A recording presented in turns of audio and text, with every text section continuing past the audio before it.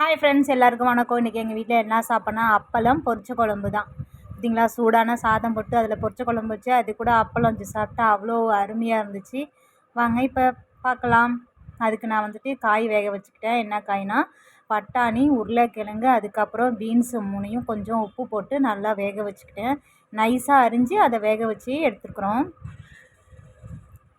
அதுக்கப்புறம் நம்ம இதுக்கு தாளிக்கிறதுக்கு என்ன பொருள்னா தக்காளி, வெங்காயம், பூண்டும் பெருஞ்சீரகம் 3யும் இது பண்ணி வச்சுருக்கேன். அடுத்தது வந்து பச்சை மிளகா, அடுத்தது வந்துட்டு கொத்தமல்லி எல்லாம் வச்சுருக்கேன். இப்போ நம்ம சட்டி வச்சு தாளிச்சிடலாம். பூண்டும் பெருஞ்சீரகம் போட்டாச்சு, அது கூட வெங்காயம் சேர்த்தாச்சு.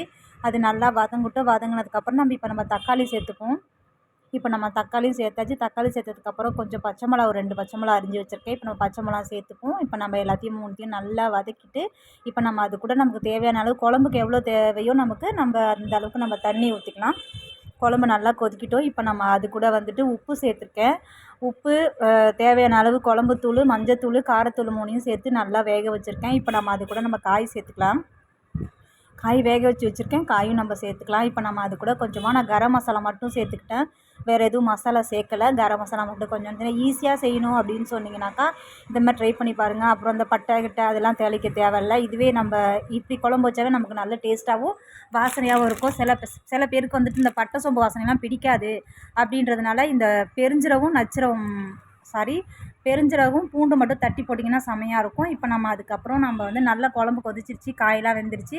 இப்போ நம்ம தேங்காயை சேர்த்துக்கிட்டோம். தேங்காய் சேர்த்து ஒரு 2 3 நல்லா கொதி வரட்டும், நல்லா கொதித்து வரட்டும்.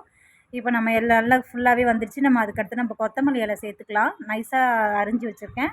அதுக்கு மேலே கொஞ்சமாக கொத்தமல்லி இலை செம்மையாக செஞ்சாச்சு. நம்ம அதுக்கப்புறம் இதுக்கு தொட்டுக்க வந்து அப்பளமும் இதோ பொரிச்சு வச்சாச்சு. இப்போ நம்ம சூடான சாதம் போட்டு அதுக்கு மேலே குழம்பு ஊற்றி நம்ம அப்பளத்தை வச்சு சாப்பிட்டா அடடடா அவ்வளோ டேஸ்ட்டாக இருந்துச்சு.